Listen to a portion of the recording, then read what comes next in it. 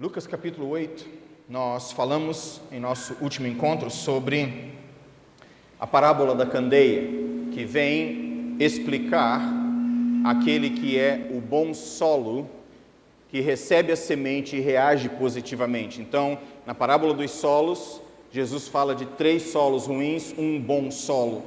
Mas, em seguida, ele, através da parábola da candeia, enfatiza 3 aspectos daquilo que seria o bom solo e como manter esse evangelho, a palavra de Deus, de maneira positiva na vida. E hoje eu quero dar continuidade, obviamente, ao estudo de Lucas, no capítulo 8, 19 e 21, a palavra de Deus diz: "E foram ter com ele sua mãe e seus irmãos, e não podiam aproximar-se dele por causa da multidão. E foi-lhe dito: estão lá fora tua mãe e teus irmãos, que querem ver-te. Mas respondendo ele, disse-lhes: minha mãe e meus irmãos são aqueles que ouvem a palavra de Deus e a executam." Neste sentido, então, nós pensamos sobre este importante aspecto que é a família de Cristo, mas eu quero dar um título para este estudo, que é a legitimidade relacional com Cristo. E a título de introdução dizer que o reino de Deus, como eu disse na parábola dos solos, em Lucas 8, de 4 a 15, é apresentado como um mistério. E também na parábola da candeia, a experiência é a mesma. O reino é semeado através da palavra de Deus e de uma maneira misteriosa, inexplicável, ele vai acontecendo, ganhando forças e volume e conquistando espaço. Porém, é preciso lembrar, e aqui eu invoco as palavras do Dr. Donald Guthrie, que argumenta que nós, como cristãos, precisamos lembrarmos-nos sempre de que o reino de Deus não é uma questão territorial.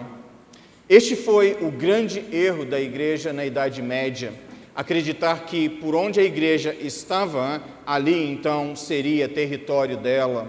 A igreja passou a ter uma perspectiva territorialista, e isto foi um grande problema.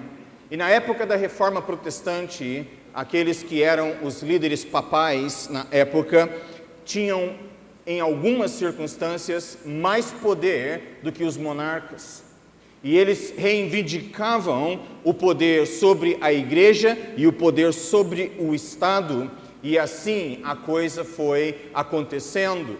E não é de surpreender que, quando a fé se torna territorial ou territorialista, eu usarei de certos artifícios para manter esta confissão, esta fé indo, mesmo que eu precise passar outros ao fio da espada, e as cruzadas na Idade Média apontam para isso.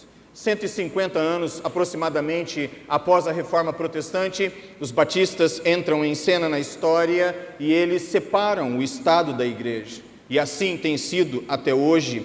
E eu quero fazer algumas observações, 3 delas aqui, em relação a este aspecto de ver a igreja, o reino de Deus, como algo carnal, algo histórico, algo deste sistema de coisas, algo territorial. E a primeira observação que eu faço, o primeiro erro é este: deduzir com isto que o cristão não tem responsabilidade social. Uma coisa é dizer que a igreja não é territorialista, outra coisa é dizer que o cristão não tem relevância social e não precisa se preocupar com o contexto onde vive. Outra coisa, são coisas distintas. Um outro erro, deduzir com isso que o cristão vive num reino territorial. Como acabei de dizer, nós vivemos num reino espiritual. Estamos neste sistema humano, histórico de coisas, mas nós pertencemos a um reino espiritual. E Jesus deixou isto bem claro em um momento quando ele diz: o meu reino não é deste mundo. E assim nós encontramos também um terceiro erro, a meu ver, que é o de acreditar que nós resolveremos todos os problemas com os quais nos deparamos neste mundo meramente sendo partidários. E eu quero propor, em minha opinião pelo menos, que muito da situação que nós vivemos como nação e outros países do mundo vivem, dramas semelhantes advêm desta questão partidária. Elas não resolvem a situação elas mesmas. Nós precisamos de um outro entendimento muito mais amplo.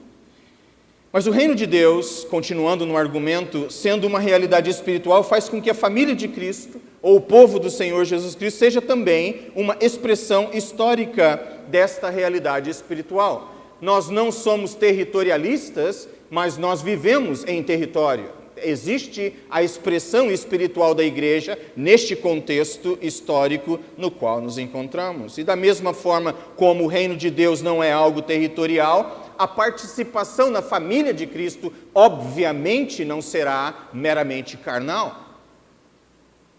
Se o reino de Deus não é algo meramente territorial, e não é, a participação na família de Deus não é algo meramente carnal, não é algo nem de perto meramente decorrência de sangue. Verso 19, foram ter com ele sua mãe e seus irmãos, e não podiam aproximar-se dele por causa da multidão, e foi-lhe dito, estão lá fora tua mãe e teus irmãos, que querem ver-te. Mas respondendo ele, disse-lhes, minha mãe e meus irmãos são aqueles que ouvem a palavra de Deus e a executam. Aqui você observa nas palavras de Cristo que pertencer à família dele não é meramente uma questão histórica, muito menos biológica ou sanguínea. É uma questão espiritual. O reino é espiritual, a família de Cristo, o povo de Deus, o Israel de Deus é uma realidade espiritual. E aqui agora eu quero chamar sua atenção para outros 3 erros. Em primeiro lugar, deduzir com esta passagem que Maria e seus demais filhos fossem menos especiais do que realmente foram. E aqui eu quero afirmar que ela foi importante, os irmãos de Cristo foram importantes, mas não é a questão sanguínea que os habilita ao reino, é uma questão espiritual, mas eles são de profunda importância. Não deduzamos erroneamente desta passagem que nem ela, nem os irmãos e nem qualquer outro nível de relacionamento de Cristo não tivesse importância. É um erro deduzir coisas tais como esta. Em segundo lugar, um outro erro, deduzir que relacionamentos para Jesus Cristo não tinham valor. Jesus Cristo apreciava relacionamentos. Acontece que ele viveu tais relacionamentos do ponto de vista do reino. Ele priorizou relacionamentos do ponto de vista do reino e sua espiritualidade. Ou seja, para Jesus Cristo o reino e depois os relacionamentos. Nós temos a tendência de inverter um pouco a coisa, mas relacionamentos eram importantes para Jesus Cristo. Não deduzamos com uma passagem como esta, como alguns já chegaram a concluir, que relacionamentos para Jesus Cristo não tinham importância. Nós sabemos que sim. E um exemplo disso está na própria crucificação de Cristo, quando ele, nos seus últimos momentos, prepara o futuro de Maria, prepara o futuro daqueles que ele amava, o cuidado de Cristo, mesmo naquele momento final. Ele é uma pessoa que valoriza relacionamentos. E um outro terceiro erro nessa questão, eu diria, que é deduzir que relações humanas garantirão filiação espiritual. O fato de você ter histórico, o fato de você ser precedido por história religiosa, não lhe garante automaticamente entrada no reino de Deus. É necessário que filhos de pessoas que confiam em Cristo passem elas mesmas pela experiência de conversão. Deduzir que o filho de um crente é automaticamente um deles e pertence à família de Deus é absolutamente equivocado. Nós sabemos que a salvação é pessoal e cada um, mesmo tendo um legado maravilhoso por trás, e louvado seja a Deus por aqueles que possuem um legado como esse, o fato permanece que, não obstante a história pregressa, o fato é que as pessoas precisam passar por suas experiências pessoais com Cristo a fim de entrarem no reino. É uma questão espiritual, não é meramente uma questão religiosa biológica neste sentido. Tanto a natureza espiritual da família de Cristo quanto a realidade do reino de Deus exigem a regeneração do espírito para serem compreendidos. Se você não é regenerado pelo espírito, essa história de reino de Deus não faz sentido. Se você não for regenerado e ajudado pelo Espírito de Deus, essa história de família de Cristo, de povo de Deus, nós acabamos de cantar algo, irmãos, extremamente sério. Nós somos um povo marcado, separado. Não leia o seu livro de Levíticos e depois o livro de Números e observe a história do povo de Deus, todos aqueles que não eram marcados, todos aqueles que não tinham a prerrogativa, todas as vezes que eles se aproximaram daquilo que era santo, do altar, do sacrifício, o que aconteceu com eles? O que nós acabamos de cantar é absolutamente sério.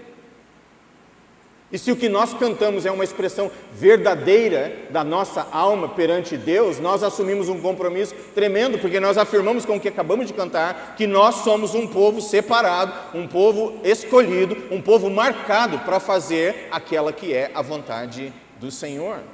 E isto, senhoras e senhores, não vem meramente por um esforço humano, isto é dom de Deus. Abra sua Bíblia comigo em 1 Coríntios, por favor. Primeira Epístola aos Coríntios, no capítulo 2, versos 14 e 15. Os mais experientes já sabem o que eu vou ler.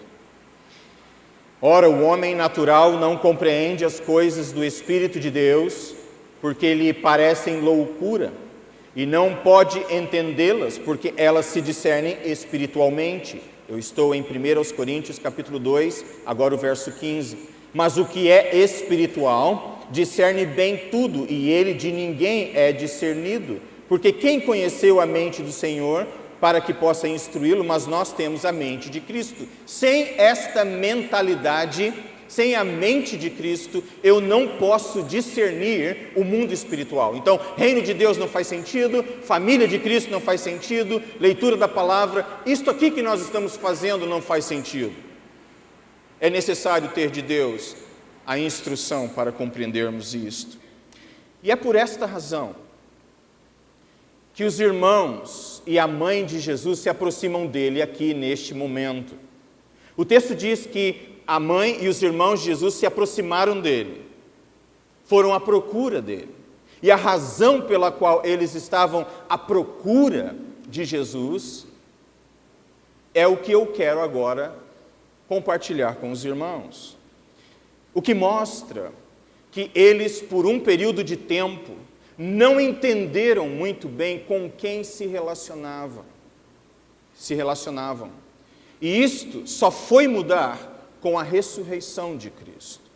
E por um bom tempo eles permaneceram, sim, amando Jesus, sim, respeitando as palavras de Jesus, porém, eles não alcançaram aquela medida de entendimento completo, porque ainda a alma não havia sido regenerada por completo, estavam no processo mas ainda não tinham chegado lá. Abra sua Bíblia comigo em João, no capítulo 7, e o verso 5. João, capítulo 7, o verso 5. A palavra de Deus diz simplesmente em João 7, 5 o seguinte: porque nem mesmo seus irmãos criam nele. Simplesmente isso. Nem mesmo seus irmãos criam nele.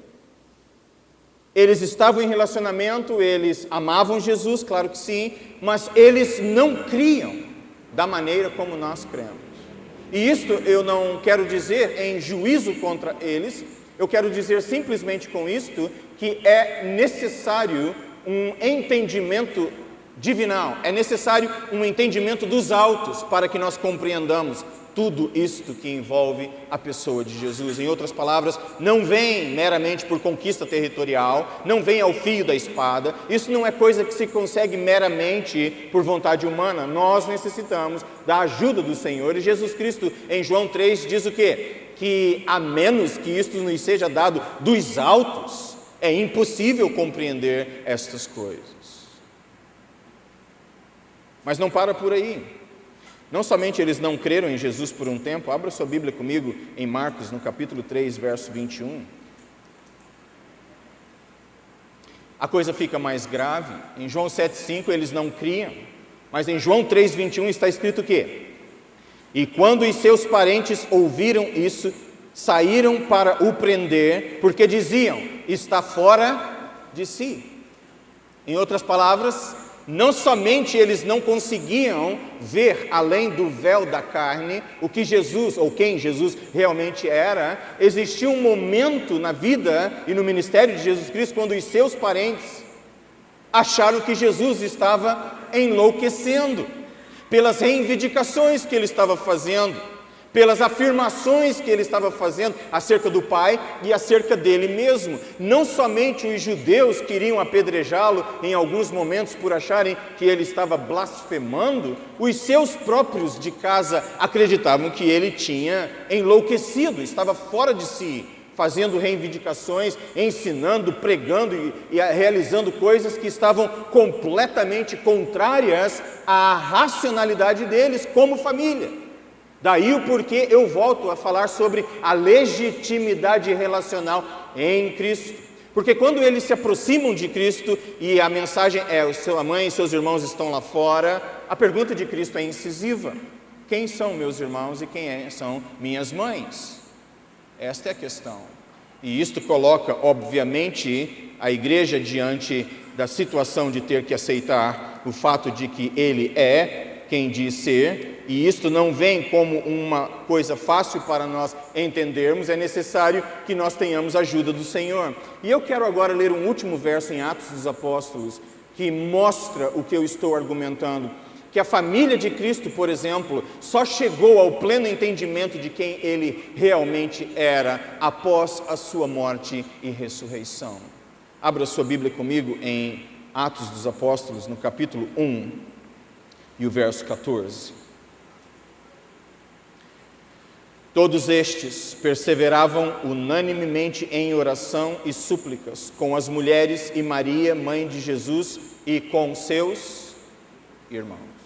Agora sim, eles estão muito mais próximos, avançaram no entendimento. A morte de Cristo trouxe uma nova dimensão a este entendimento. Eles já estão com um entendimento muito mais refinado, porém é necessário que o Espírito venha para acabar de completar esta obra. E eu quero fazer uma observação aqui: nenhum deles chegou ao pleno conhecimento antes da chegada do Espírito Santo. É com a vinda do Espírito Santo que o pleno conhecimento de quem Jesus Cristo era, o seu senhorio, realmente foi possível. Assim como hoje ninguém pode compreender, absorver Cristo meramente por uma questão territorial, meramente por uma questão religiosa, por uma questão hereditária, familiar, seja lá o que for. É necessário que isto nos seja dado como revelação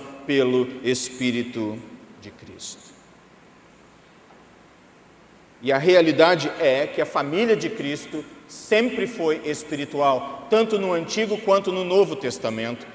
Em Gênesis, no capítulo 12, versos de 1 a 9, nós encontramos, a palavra de Deus que promete a Abraão uma descendência abençoada, e nesta descendência, nesta semente única, Gálatas depois interpreta aquela promessa como estando vinculada a uma semente no singular, a saber, Jesus Cristo. Quando Abraão recebe a promessa é para que nesta pessoa, nesta semente, neste descendente, todas as famílias da terra fossem abençoadas. É necessário que venha pela fé. E Gálatas, no capítulo 3, de 1 a 9, reinterpreta tudo isso e dá embasamento para o que eu estou falando. E eu gostaria que você abrisse sua Bíblia comigo em Gálatas, porque nesta passagem Paulo relembra aquilo que foi dito a Abraão, e no capítulo 3 a palavra de Deus diz assim. Eu gostaria de ler toda a passagem de 1 até o verso 8. Ó insensatos Gálatas, capítulo 3 de Gálatas, quem vos fascinou para não obedecerdes à verdade, a vós, perante os olhos de quem Jesus Cristo foi já representado como crucificado? Só quisera saber isso de vós: recebestes o Espírito pelas obras da lei ou pela pregação da fé? Aí já está o ponto. A coisa é pela fé, não vem de outra maneira. Sois vós tão insensatos que, tendo começado pelo Espírito, acabeis agora pela carne? Será em vão que tenhais padecido tanto, se é que isso também foi em vão? Aquele, pois, que vos dá o Espírito e que opera maravilhas entre vós, o faz pelas obras da lei ou pela pregação da fé?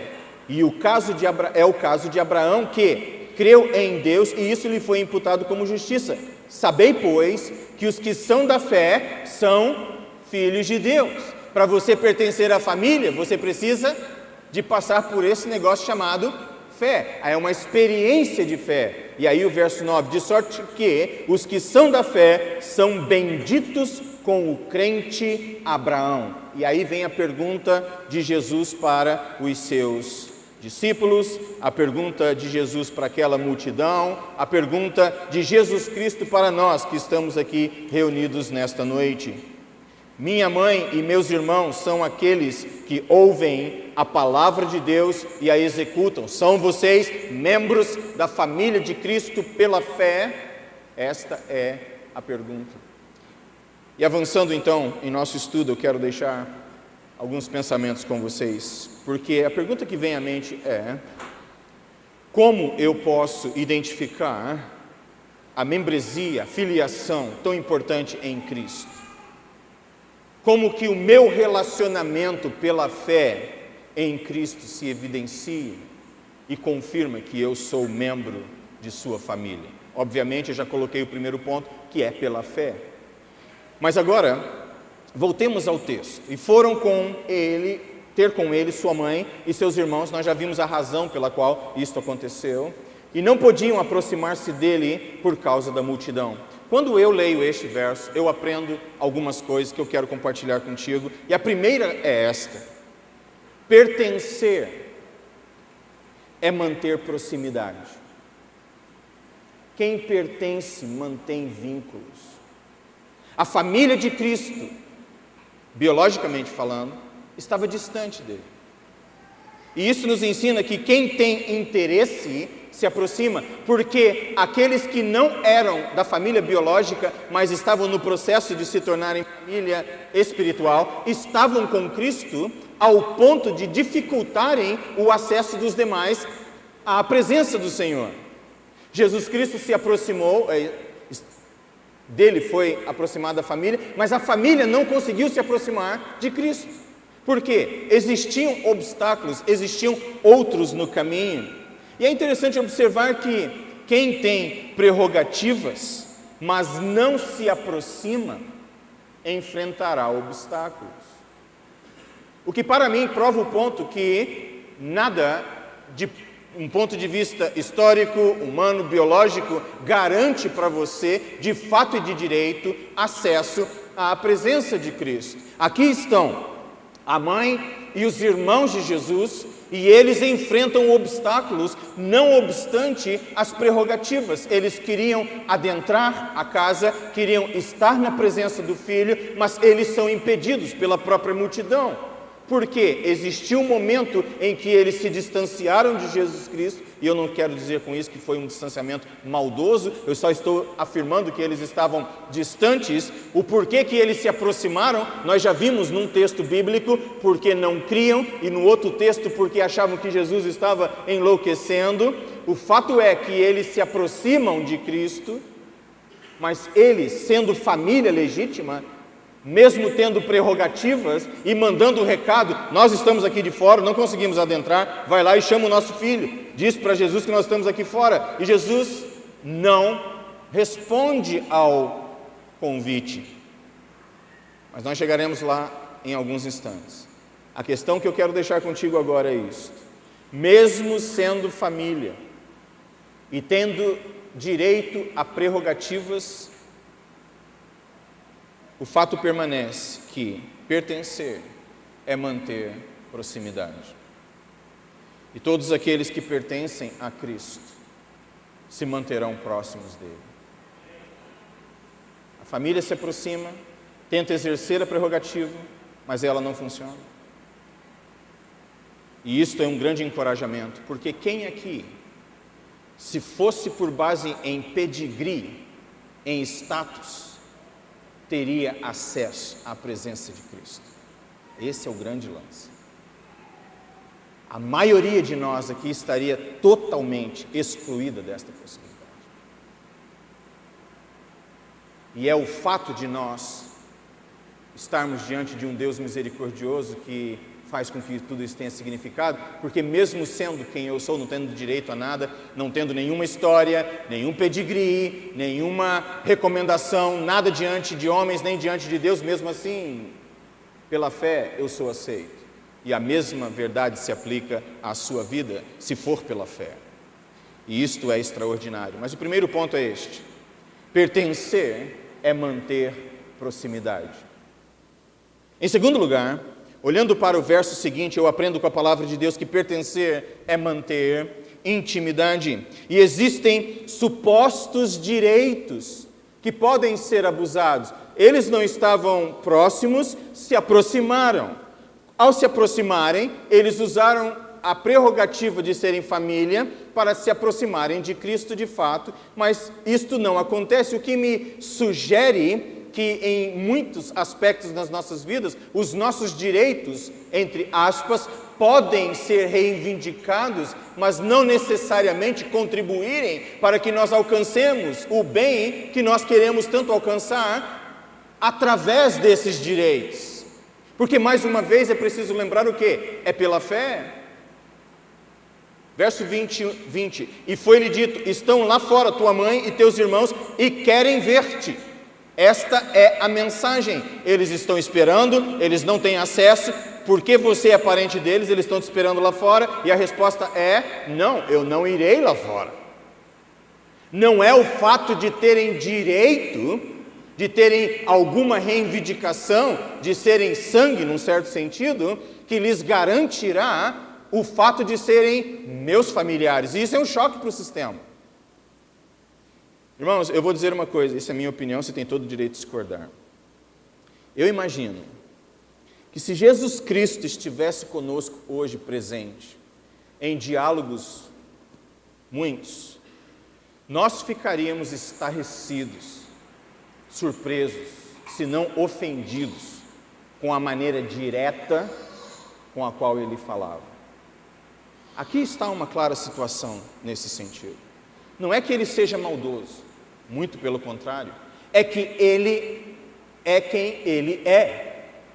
Ele sabe da verdade o que se passa na alma do homem. A palavra de Deus diz que ninguém precisava dar testemunho do que se passava na mente e nos corações humanos, porque ele bem sabia o que estava acontecendo lá dentro. E ele fala de uma maneira tão direta às vezes, de uma maneira tão incisiva. Você se lembra daquela ocasião quando o apóstolo Pedro diz, não, o Senhor não pode morrer dessa forma, e ele diz o quê? Para o grande amigo Pedro, afasta-te de mim, Satanás. Ele não diz, não, amigão, pega uns dias de folga e reflita um pouco sobre a sua carnalidade, você não está entendendo bem o reino de Deus. Ele não diz nada disso, ele diz o quê? Afasta-te de mim, Satanás, você não cuida das coisas que são de Deus, você cuida das coisas que são do homem. Palavras incisivas.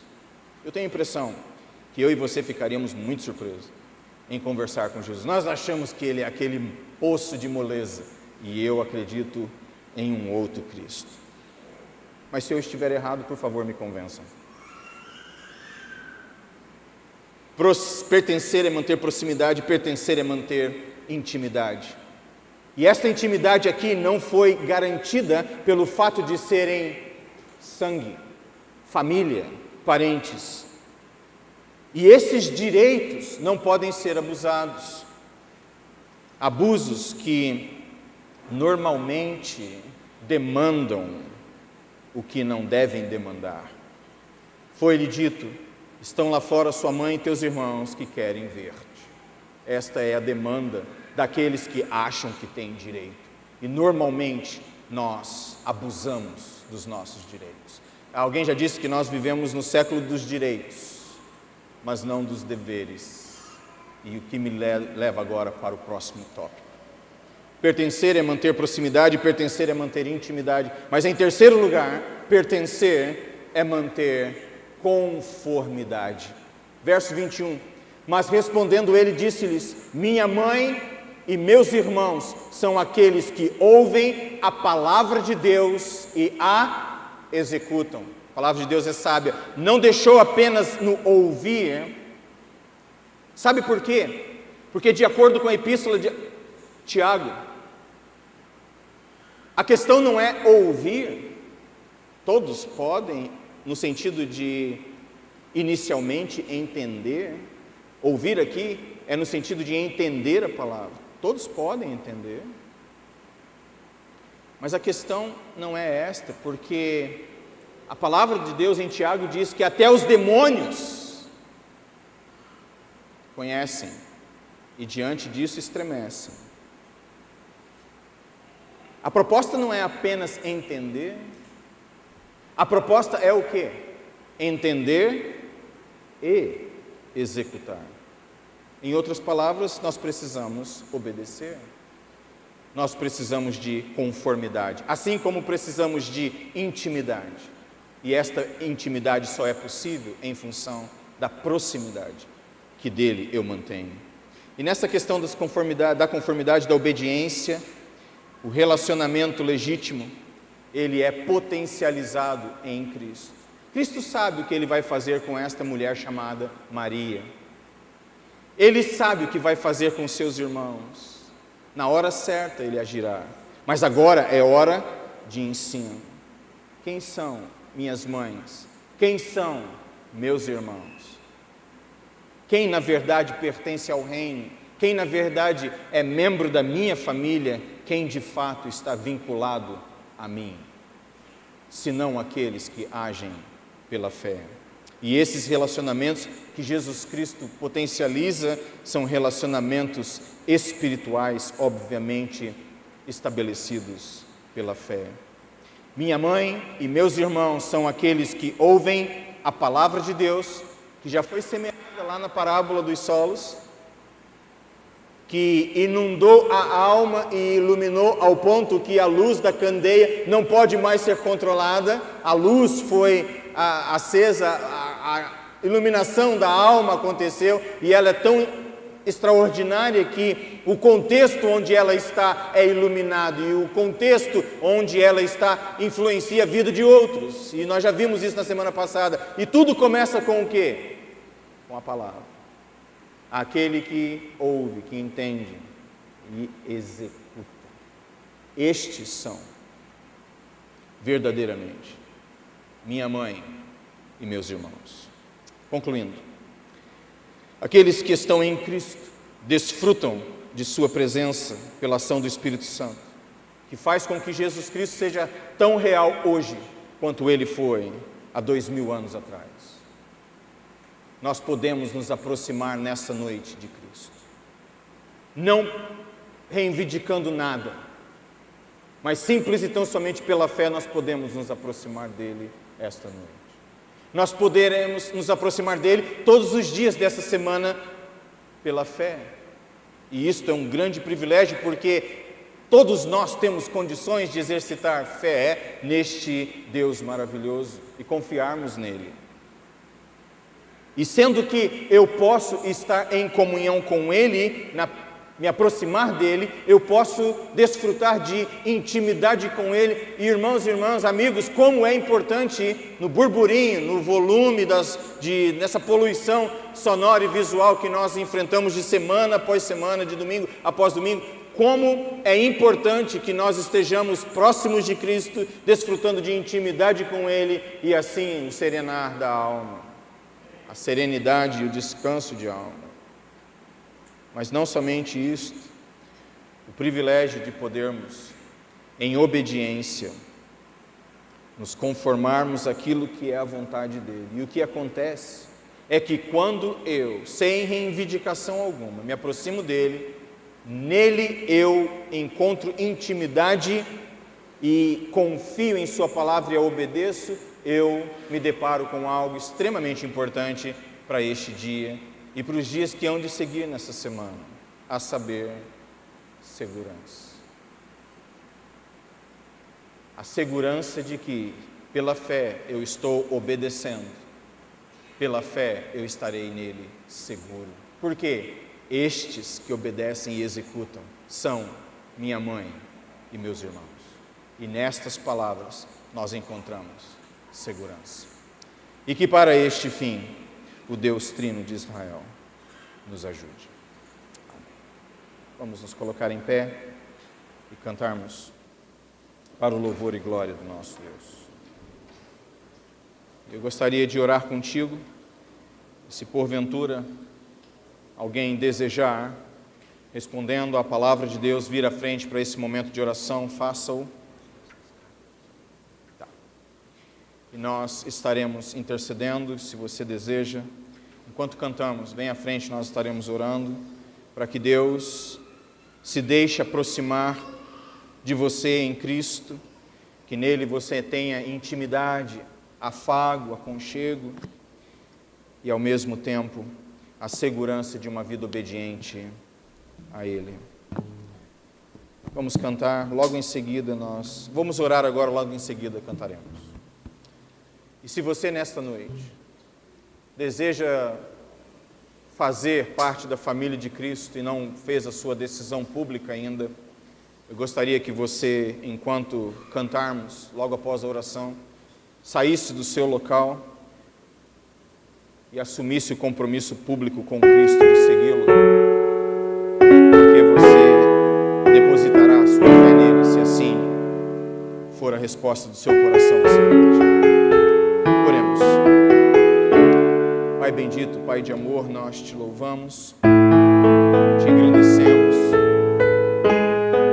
que se fé não fosse o critério, quantos de nós se encaixariam nos padrões?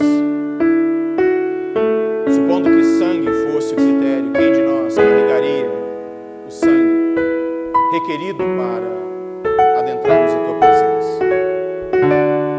Se dinheiro ou status é a situação, ou intelectualidade é a resposta, quantos de nós teriam acesso à presença do Senhor? E a resposta o Senhor dá em sua própria palavra: ninguém. Deus amado, nós te louvamos porque todos que estão aqui, intelectuais, não intelectuais, pobres, ricos, com herança religiosa, sem herança religiosa, conhecidos deste mundo, famosos ou completamente desconhecidos e anônimos, todos nós, pela fé, podemos adentrar a tua santa presença e sermos chamados teus filhos, filhas, e recebermos o teu afago de Pai. Nós te adoramos e te bendizemos por isso. E agora, Pai, neste momento eu peço, para aqueles que são do Senhor já pela fé e estão na caminhada há algum tempo, há muito tempo, por qualquer razão estão aqui na frente, ó Deus, e o Senhor conhece cada uma dessas razões. O Senhor, na verdade, conhece até aquilo que de nós mesmos é desconhecido. A Tua palavra diz que o Senhor responde e atende as nossas vidas com provisão, mesmo antes de pedirmos. Senhor, o Senhor providencia coisas para nós que nós nem sequer imaginamos um dia necessitaríamos. Ó Deus, eu peço por esses irmãos e irmãs que estão aqui, que o Senhor possa abençoá-los ricamente, quaisquer que sejam as suas buscas, que eles possam encontrar, que batendo as portas se abram, e que pedindo a Deus, a resposta venha no momento certo. Que eles encontrem acima de tudo satisfação de uma aproximação de Ti, que eles encontrem no Senhor acima de tudo intimidade, aconchego e afago, e que em Cristo Jesus, nosso Senhor e Salvador, eles encontrem segurança. Ajude-nos, ó Deus, a obedecê-lo. Nós precisamos do auxílio do Teu Espírito para isso, sozinhos não conseguiremos. Mas bendito seja o Senhor que, tendo enviado o Seu Filho, nos concedeu também do Teu Espírito, para que através do Filho tivéssemos livre acesso à Tua presença e através do Teu Espírito poder e capacidade para obedecê-lo. E eu peço ainda mais, ó Deus, ao Senhor que é misericordioso do começo ao fim, que nas nossas tentativas de obedecê-lo, aquilo que for imperfeito, que o Senhor mesmo aperfeiçoe e complete, para o louvor da sua glória. Eu peço o auxílio e a unção do Teu Espírito, em nome de Jesus Cristo. Amém e amém. Nós cantaremos agora para o louvor e glória do nosso Deus, enquanto os irmãos retornam para os seus locais. E se você nessa noite reconhece Cristo como seu Senhor e Salvador, não deixe de conversar conosco e dizer acerca da sua decisão. Vamos louvar ao Senhor. E nós sempre nós da igreja assistir.